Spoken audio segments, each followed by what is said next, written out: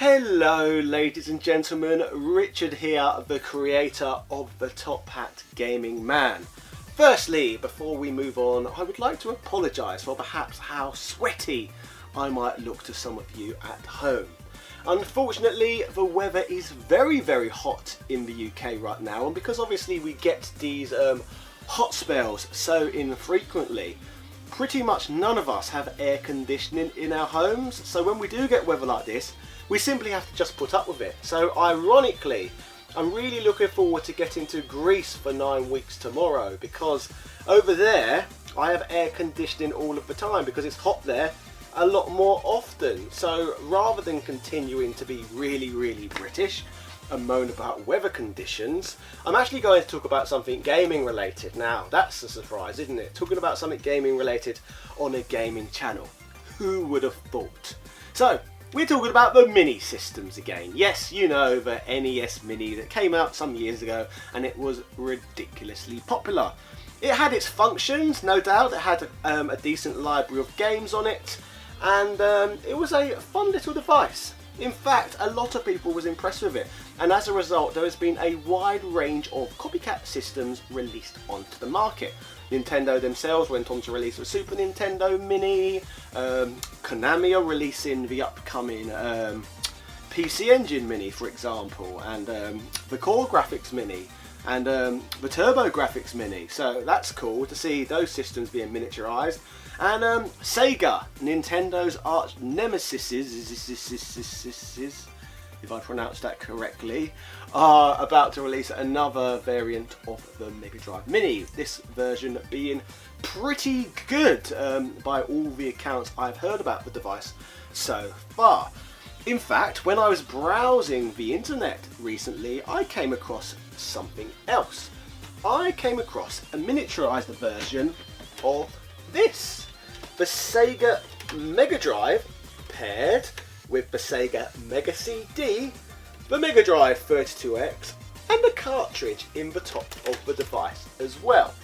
Now, obviously I'm not completely ignorant, and I'm not going to assume that Sega are releasing a device that can play 32X games, Mega Drive games, and Mega CD games on a miniaturized version completely under my nose. I'm too in the know for that sort of thing, and I would assume most of you at home would be as well. That would be pretty big news. So seeing this thing miniaturized, my first assumptions were that's just obviously a variant of the Mega Drive Mini. However, obviously it looks like a cool collector's variant of the device. Here I am assuming it's going to be just like the Mega Drive Mini, however it'll probably be about £10 more expensive because it's the weird, uglier looking version, which only connoisseurs and anoraks in the subject like myself would probably appreciate. So I got digging into this thing a little bit more because I'm thinking about making this purchase just because I think this version looks a little bit more interesting. However, my assumptions appear to be completely wrong, because upon finding the device for sale on playasia.com for what I believe was £47 or around that price mark, you wasn't actually buying a Mega Drive Mini at all. You were literally buying a system add-on for the Mega Drive Mini, kind of like the 32X and Mega CD back in the day. And this £47 device is a system add-on, so fair enough. However, like my suspicions suggest, I've not heard about no Mega CD Mini or 32X Mini yet. So yes, this device isn't that whatsoever. It's literally just a huge piece of plastic you pay £47 for and stick on the bottom of your Mega Drive Mini just to look at. Let that sink in for a moment. A £47 piece of plastic, what you attach to a mini games console just to look at. Can you explain any logic behind that? And the more I look into the logic, the less I understand the situation as well. For a start, this device is being sold, what I believe, as an exclusive to Japan. Westerners are importing it, but it's meant to be a Japanese exclusive.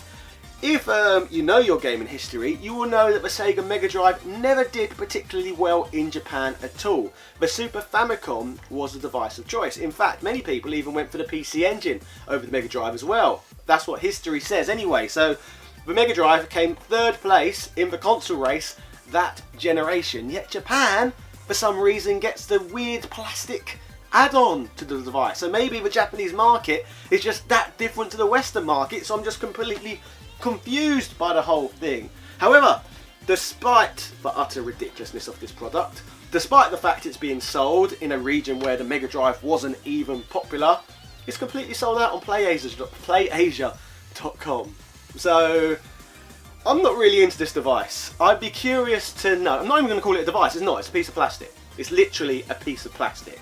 So please let me know in the comment section if you're one of the people who have pre-ordered this device. And if so, why? Why are you paying so much money for a literal piece of plastic that has no functionality to it in order to play games? That's a head scratcher for me.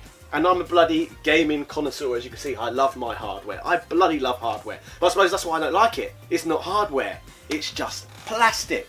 So I'm struggling to get my head around it. The only conclusion I can really draw to is it's probably been scalped again. It's one of those items which people are using purely as a commodity, purely to speculate and hopefully sell on. So maybe people are buying it, keeping it in boxes and hoping to sell it in, keeping it in their lofts and hoping to sell it on one day to other people who want to buy items, hopefully sell on for more money in the future. Basically one of those ugly pyramid schemes which functions very similarly to the British housing market, which is dominated by Russians and the Chinese. So yes, it's one of those scenarios again. Is it literally just a commodity?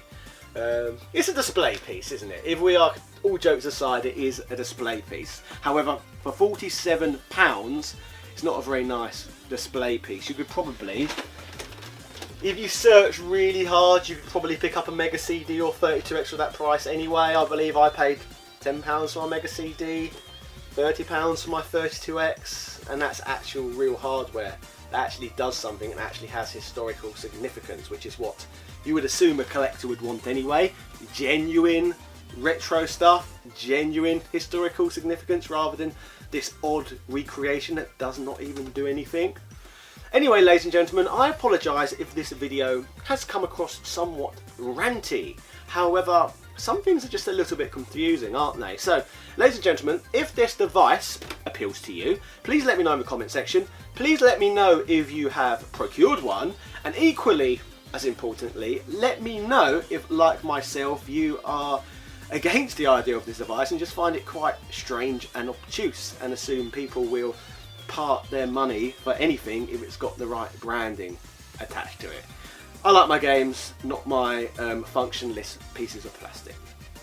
So, ladies and gentlemen, subscribe, I suppose, and bye. Born in London in '86, a stachio gent named Richard Parliament. He loves to wrestle, but he loves one more thing: handhelds round the world. He fights in his comments and he argues with fans. It's a problem no one understands. If there's two things he loves, it's getting at handhelds round the world. Drinking fine wine, fighting fanboys, handhelds round the world. Top Hat Gaming Man.